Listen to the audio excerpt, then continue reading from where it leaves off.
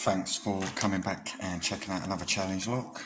We've got a challenge lock that's been pinned up by Thumper. It's called Hop, Skip and Jump, No Worries.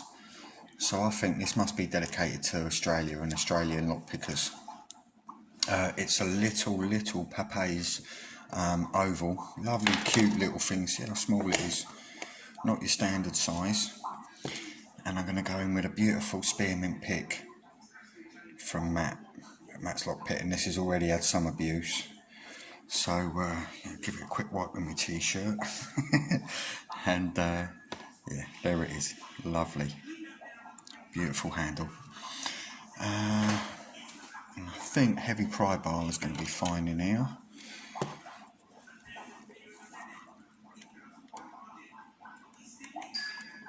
Okay, and then that's the way we go.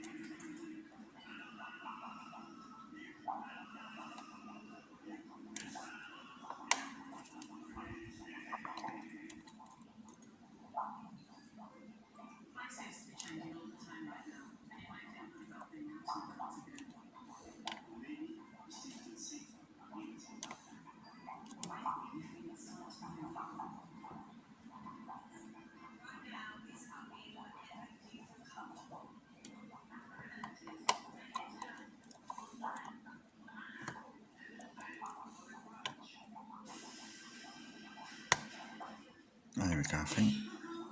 Yeah, there we go. It was just stuck up on that back pin there. And I don't think I've got a follower small enough to gut this. But if I can find something, what I might do is I might try and find a felt tip or something, and then I'll come back and I'll show you the pins and maybe post some pictures at the end. But I really do appreciate you, Thumper, for pinning this up and sending this to me, mate. That was a lovely little challenge. Like, there's no date on the front. Sometimes they write it on the back, but I can't see anything through the black case.